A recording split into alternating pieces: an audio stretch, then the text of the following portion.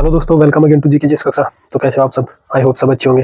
ठीक है, तो जैसे कि आप सबको पता है CSIR एसओ एएसओ में एक जो थर्ड पेपर होगा, पेपर 1 और पेपर 2 के बाद जो डिस्क्रिप्टिव पेपर है, ठीक है, डिस्क्रिप्टिव पेपर है दोस्तों 150 मार्क्स का।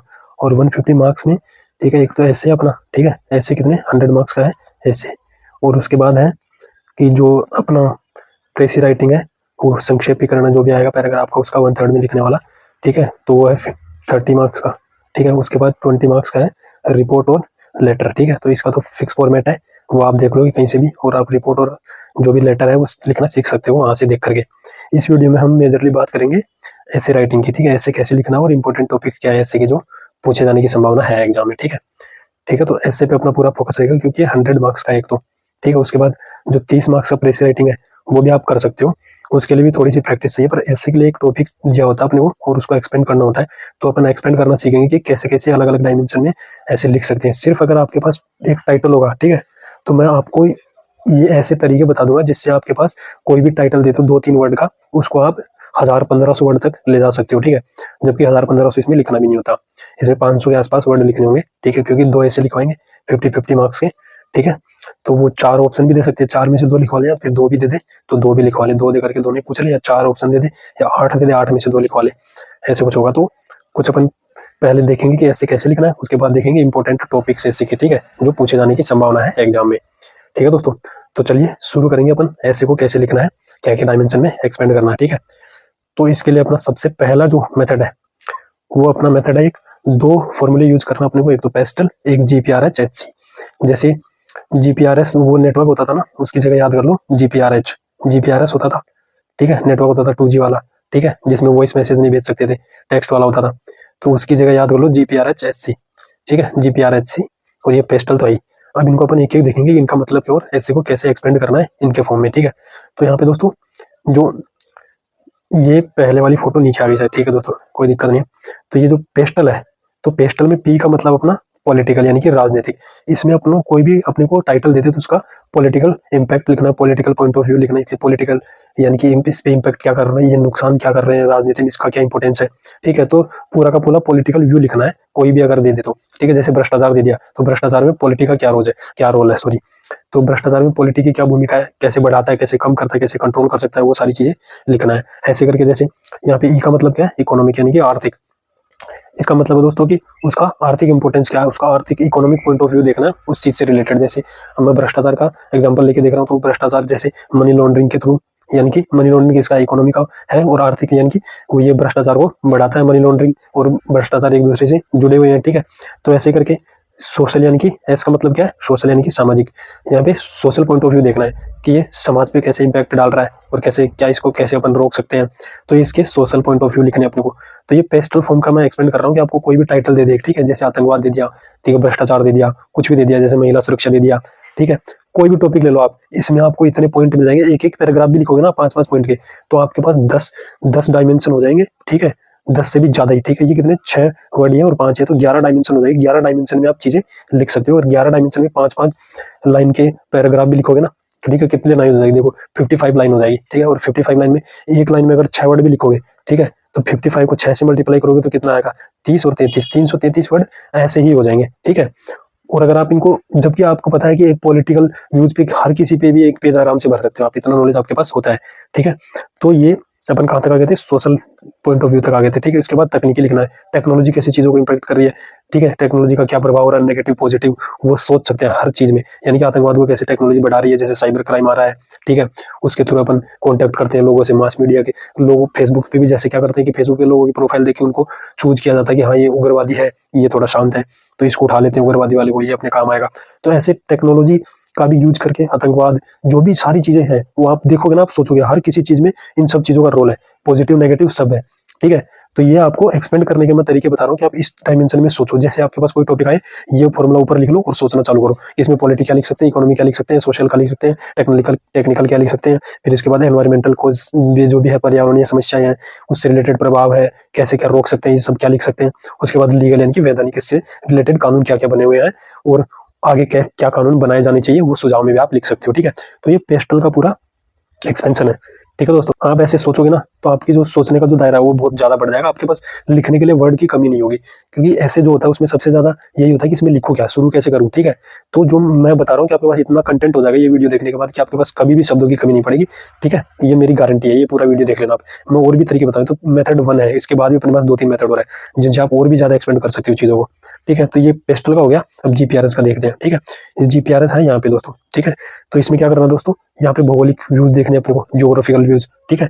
ज्योग्राफिकल पॉइंट ऑफ व्यू, कहाँ पे क्या ज्योग्राफी है, ठीक है। जैसे कहाँ पे ठंड है, कहाँ पे गर्मी है, तो वो चीज़ों को कैसे इंपैक्ट करती है, ठीक है। कहाँ पे पहाड़ है, कहाँ पे मैदान है, तो वहाँ पे कैसे ज्योग्राफी इंपैक्ट करती है। जैसे मैदानों में इकोनॉमिक स्थिति अच्छी होती है, पहाड़ों में थोड़ी टफ होती है, ठीक है। पहाड़ों में मेहनती लोग होते हैं, मैदानों में थोड़े कम मेहनती लोग होते हैं।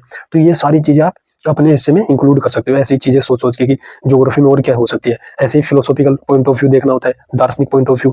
जैसे कुछ कुछ चीजों का कुछ कोटेशन होते हैं, उनको यूज कर लिया। गांधी जी कोई बात कही हुई है, उनको यूज कर लिया। किसी और जैसे कांट, मिल, ये सब इनकी बातें जो चीजें, जैसे होब्स है, इनकी जो भी थॉट्स हैं उनको यूज करके आप फिलोसॉफिकल यूज भी बता सकते हो उस चीज को लेकर के, ठीक है। जैसे रूसो है, पर्यावरण के बारे में बहुत कुछ बोल के गए हैं, ठीक है। तो वो चीजें आप लिख सकते हो यहाँ पे। ऐसे धार्मिक लिख सकते हैं। अब धार्मिक तो मुद्दा बना हुआ ही है, ठीक है। हमेशा मुद्दा ही बना रहता है इंडिया में, ठीक है। हिंदू मुस्लिम चलता ही रहता है, ठीक है। जात पात ऊंच नीचे सब चलता रहता है। तो इसको भी आप लिख सकते हो, कैसे धर्म यानी कि किस किस चीज को बढ़ावा दे रहा है, ठीक है।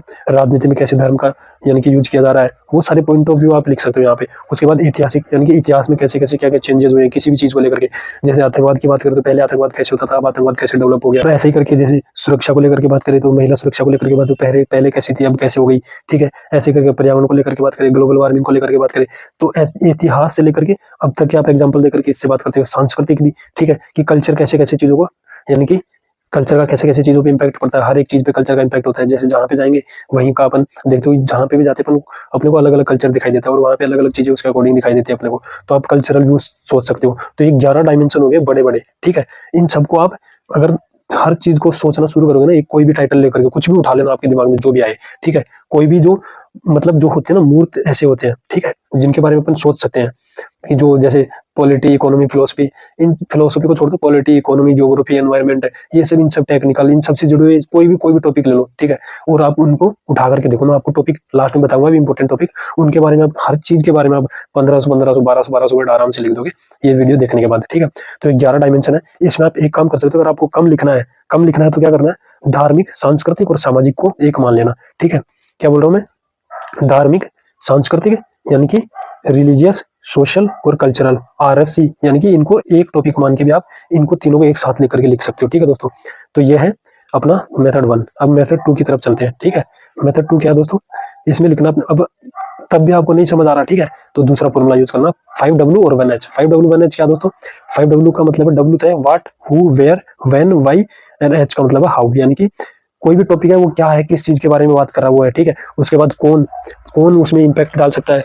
हु का मतलब कौन है, कि जैसे कोई, जैसे मान लो कि एक हिटलर है, एक गांधी जी है, तो दोनों अलग अलग चीजें बताएंगे। हिटलर देखो, हिटलर क्या था, निरंकुशवादी था, और गांधी जी क्या था, गांधी जी एक उदार व्यक्ति, ठीक है, सहनशील, शांति प्रिय, ठीक है। तो ऐसे क्या चीजें किस चीजों को इंपैक्ट करती है वो देखना। वेयर मतलब कहाँ हो रहा है ये, ठीक है। तो ये भी है, मानव जाति की बात हो रही है, प्राणी जाति की बात हो रही है, पहाड़ों की बात हो रही है, समतल मैदान की बात हो रही है। तो जो भी टाइटल रहे उसके हिसाब से आप इन 5W और 1H के बारे में थोड़ा सोच के देखोगे ना, तो आपको यहाँ से भी बहुत सारे वर्ड्स लिखने को मिल जाएंगे। 4-5 पैराग्राफ यहाँ से मिल जाएंगे आपको आराम से, ठीक है। वैन की बात करें तो कब, यानी कि बचपन से लेकर के यानी कि बुढ़ापे तक कैसे कैसे कुछ जनरेशनल गैप हो रहा है, कैसे कैसे, जैसे पहले टेक्नोलॉजी कैसी थी, अब टेक्नोलॉजी कैसी है। तो ऐसे करके यहाँ पे भी आपको चेंजेस हर टॉपिक में देखने को मिलेंगे। कोई भी टॉपिक उठा लो, ठीक है। जो भी मूर्त टॉपिक होते हैं जिनके बारे में, मतलब अमूर्त नहीं, जो जैसे फिलोसफी वाले कुछ टॉपिक्स होते हैं उनकी बात नहीं कर रहा मैं। जैसे कुछ फिलोसफी में टॉपिक आ जाते हैं ना कि उनको कैसे सोचे फिर, तो वो अलग चीज है। वो लिखने के लिए थोड़ा और सोचने की जरूरत पड़ती है, ठीक है। जैसे फिलोसफी वाली टॉपिक बताऊं तो जैसे यूपीएससी में पूछा जाता है कि कृतज्ञता सरल कृतज्ञ यानी कि हर्ष कृतज्ञता का सरलतम रूप है। अब ये फिलोसफिकल टॉपिक है, ठीक है, अमूर्त विषय है। तो इसमें हर्ष मतलब जॉय को बोला गया है, खुशी है, ठीक है। अब ये हर्ष के बारे में पूरा सोच के आपको लिखना पड़ेगा, जो भी जॉय के बारे में बोल रहे हैं, तो उसको लेकर के ये इन चीजों के बारे में सोचना पड़ेगा। What, who, when, who, where, how, ठीक है। क्यों का मतलब है कि क्यों चीजें जरूरी है, क्यों भी जो भी पढ़ाया जा रहा है, जो भी अपन लिख रहे हैं, ठीक है, वो क्यों है, यानी कि प्राकृतिक है या परिस्थितियों से उत्पन्न है, ठीक है। तो वो चीजें देखनी पड़ेगी अपने को, क्यों में कैसे क्या है, कैसे कैसे क्या हो रहा है, यानी कि ये कैसे इंपैक्ट डाल रहा है चीजों पे, ठीक है। तो वो सारी चीजें देखनी है यहाँ पे। तो ये 5W और 1H एक तो फॉर्मूला हो गया, एक अपना पेस्टल और GPRHHC हो गया, ठीक है। ये 2 फॉर्मूले आप याद रखना, इनसे आपको बहुत सारे वर्ड मिल जाएंगे देखने के लिए, ठीक है। अब चलते हैं तीसरा मेथड। तीसरे मेथड में अपने पास कुछ जनरल पॉइंट ऑफ व्यू होते हैं, जैसे कुछ इंडिया के परिप्रेक्ष्य में कुछ ऐसे पूछ ले, ठीक है, ओनली टोटल इंडिया के परिप्रेक्ष्य में, ठीक है। तो क्या करेंगे कि इंडिया के परिप्रेक्ष्य में पूछे तो अपने को लिखना है कि एक तो अपने को उस जो भी, जैसे स्त्रियों की सुरक्षा के लिए कुछ पूछ लिया, बलात्कार के बारे में कुछ पूछ लिया, ठीक है, बाल विवाह के बारे में कुछ पूछ लिया, ऐसे करके पर्यावरण के बारे में कुछ पूछ लिया, आतंकवाद, जो भी चल रहा है, राजनीति में भ्रष्टाचार, जो भी चल रहा है, उसको लेकर क्या सोचना है कि मेट्रोपॉलिटन के बड़े शहरों में उसको लेकर के क्या व्यूज है, ठीक है, वो कैसे कैसे बड़े शहरों को इम्पैक्ट कर रहा है। उसके बाद क्या लिखना है, सिटी टाउन यानी कि नगर, बड़े शहरों छोटे जो टाउन होते हैं, नगर होते हैं, वहां पे क्या स्थिति है, कैसे कैसे इम्पैक्ट कर रहा है। उसके बाद क्या है, गाँव में क्या इम्पैक्ट हो रहे हैं उसके, गाँव में कैसे कैसे जो भी हो रहा है, बाल विवाह ज्यादा है कम है, सिटी में ज्यादा है कि कम है, ठीक है। जैसे साक्षरता की बात करते हैं, महिला साक्षरता जो है, भेदभाव जो है महिलाओं के साथ, वो गांव में ज्यादा हो रहा है कि नगरों में ज्यादा हो रहा है कि वहां पे। जैसे समलैंगिकता की बात करें तो समलैंगिकता कहाँ पे लेकर, समलैंगिकता को लेकर कहाँ पे यानी कि ज्यादा, यानी कि आसान है चीजें कि लोग एक्सेप्ट कर रहे हैं समलैंगिकता को, तो गांव में ज्यादा कर रहे हैं कि नगरों में ज्यादा कर रहे हैं कि सिटी में ज्यादा कर रहे हैं। तो ऐसे अपने को कंपेयर करना है चीजों को, ठीक है। उसके बाद क्या है, उच्च वर्ग, मध्यम वर्ग और निम्न वर्ग, इन तीनों में डिवाइड करना है चीजों को, ठीक है। जैसे महिलाओं की बात करें तो महिलाओं की स्थिति उच्च वर्ग में कैसी है, मध्यम वर्ग में कैसी है, निम्न वर्ग में कैसी है, ठीक है, कहाँ पे उनको ज्यादा आजादी मिलती है, मध्यम वर्ग की, उच्च वर्ग में, निम्न वर्ग में, ठीक है। ऐसे ही करके हर एक चीज को आपको जो भी सोशल इश्यूज आ रहा है उसको उच्च वर्ग, मध्यम वर्ग, निम्न वर्ग के अंदर डिवाइड कर लेना है, और महानगर, नगर और गांव के अंदर डिवाइड कर लेना है। यहाँ से आपको बहुत सारे वर्ड लिखने को मिल जाएंगे, ठीक है दोस्तों। मैं आशा करता हूँ कि आपको समझ आ रहा होगा सब कुछ, ठीक है, अच्छे से। अगर इन सब की PDF चाहिए तो मेरा टेलीग्राम जो ग्रुप है वो ज्वाइन कर लेना, मैं उसका लिंक डिस्क्रिप्शन में डाल दूंगा, ठीक है। अब देखते हैं कुछ प्रो टिप, ठीक है।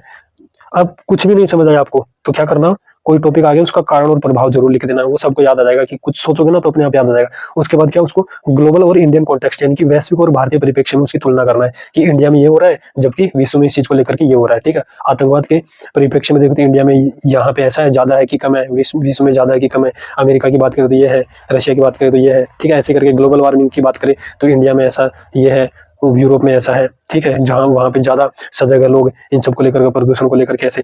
उसके बाद क्या, कुछ फैक्ट्स डाल सकते हो आप, report, data, ranking, SDG goals को लेकर के इंडिया ने कितनी प्रगति की है, ये सब भी डाल सकते हो आप। तो और भी कुछ भी फैक्ट्स हो जो भी आपको याद आए वो सब डाल सकते हो। उसके बाद आपको भर भर के एग्जाम्पल देना, ठीक है। कुछ भी याद नहीं आए तो एग्जाम्पल ढूंढ दो, कहानी लिख दो कोई, ठीक है, जहां पे भी गांधी जी कोई कहानी याद आई लिख दो। ऐसे शुरू करो तो भी आप एक कहानी से शुरू कर सकते हो आराम से, कोई कोटेशन से शुरू कर सकते हो, अच्छा भी कोई कोटेशन हो तो वहां से शुरू कर सकते हो, रिलेटेड जो भी कोटेशन हो, जो भी ऐसे का टाइटल है उससे रिलेटेड। जैसे लोकतंत्र से रिलेटेड कोई आया तो लोकतंत्र वाला कुछ लिख दो, ठीक है। अगर वो कोटेशन चाहिए तो आप लिंक, मेरा जो टेलीग्राम ज्वाइन चैनल है वो ज्वाइन कर लेना, डिस्क्रिप्शन में लिंक है, वहां पे मैं, अगर कमेंट करोगे वीडियो के नीचे कि हमें कोटेशन और कुछ अच्छी बातें चाहिए तो मैं आपको वहां पे दे दूंगा PDF बना करके, आप ज्वाइन करके ये ज्वाइन कर लेना और यहाँ पे कमेंट कर देना वीडियो में, ठीक है दोस्तों। तो ये प्रो टिप थी। अब देखते हैं कुछ इंपॉर्टेंट टॉपिक जो पूछे जा सकते हैं, इन पे तो आपको एक एक ऐसे लिख के तैयार कर लेना अच्छे से, ठीक है। ये तो ग्लोबल वार्मिंग हमेशा चर्चा का विषय है, आगे भी रहेगा, पिछले कई सालों से रहा है, ठीक है। तो वह मोस्ट इंपॉर्टेंट टॉपिक है, पूछे जाने की पूरी संभावना है, ग्लोबल वार्मिंग यानी कि वैश्विक तापमान। उसके बाद टेक्नोलॉजी से रिलेटेड, टेक्नोलॉजी क्या सही है या गलत है, ठीक है, अभिशाप है या वरदान है, ऐसे कुछ ऐसे आ जाते हैं कि फायदे और बेनिफिट जो इसके भी, इस पे टेक्नोलॉजी को लेकर के भी, साइंस या टेक्नोलॉजी दोनों एक ही बात मान लो, ठीक है। साइंस को लेकर के भी पूछ सकते हैं, विज्ञान अभिशाप या वरदान, तकनीकी अभिशाप या वरदान, ऐसे करके। उसके बाद कम्युनलिज्म, मोस्ट इंपॉर्टेंट टॉपिक, ठीक है, क्योंकि अभी अभी राम मंदिर भी बना है और हिंदू मुस्लिम हमेशा चलता ही रहता है, दंगे होते रहते हैं, ठीक है। तो ये भी याद कर लेना, इस पे भी एक आपको लिख रख लेना, ठीक है। जो भी मैंने डायमेंशन बताया ऊपर वो सब लेकर के आप सोचना शुरू कर देना और लिखना शुरू कर देना, ठीक है। आप अपने आप ऐसे पूरा खत्म कर दोगे और आपको शब्दों की कमी होगी नहीं कभी। उसके बाद क्या है, आतंकवाद चलता ही रहता है हमेशा, महिलाओं से संबंधित समस्याएं, ठीक है, शोषण, बाल विवाह, सुरक्षा, भेदभाव। ये भेदभाव कहीं पे भी हो सकता है, काम यानी कि काम के स्तर पे भी हो सकता है, परिवार में हो सकता है, समाज में हो सकता है, ठीक है। तो जैसे वर्क प्लेस जो होता है उससे रिलेटेड जो विशाखा गाइडलाइन है उसका यूज करके आप लिख सकते हो, ठीक है। उसमें क्या क्या गाइडलाइंस दी गई है, ठीक है, तो वो होना चाहिए। सुझाव में कुछ और लिख सकते हो कि ऐसा होना चाहिए, बचा भेदभाव को कम करने के लिए, सुरक्षा के लिए क्या क्या उपाय होने चाहिए। तो वो आप सोचोगे ना तो अपने, मैंने ऊपर इतने डायमेंशन बता दिए कि आपके पास ऑलरेडी बहुत सारे टॉपिक हो जाएंगे। उसके बाद क्या है, वैश्वीकरण यानी कि ग्लोबलाइजेशन। ग्लोबलाइजेशन बढ़ रहा है, ठीक है, लगातार बढ़ रहा है, पूरा विश्व एक होता जा रहा है, वसुधैव कुटुंबकम वाला जो भी है वो चलता जा रहा है। तो यहीं से शुरू कर सकते हो, वसुधैव कुटुंबकम, संपूर्ण विश्व एक परिवार है, यहीं से लेकर के आप वैश्वीकरण से रिलेटेड कोई भी ऐसे आए तो उसको लिख सकते हो। उसके बाद पर्यावरणीय समस्याएं, ठीक है, जो भी पर्यावरण में हानि हो रही है, ठीक है, जंगल की आग, आपदाएं आ रही है, भूकंप सारी, ठीक है, तो इन सब से रिलेटेड लेकर के अब आप भूकंप आ गया, भूकंप को लेकर के सोचना शुरू करोगे ना, सोशल, इकोनॉमिकल, पॉलिटिकल सब कुछ मिलेगा आपको, ठीक है, समाज पे कैसे प्रभाव पड़ता है, ठीक है। उसके बाद क्या, जैसे कोई महामारी आ गई, उसका भी देखो इकोनॉमी पे क्या प्रभाव पड़ता है, समाज पे क्या प्रभाव पड़ता है, पॉलिटिकल पे जो भी प्रोसेस है उस पे क्या प्रभाव पड़ता है।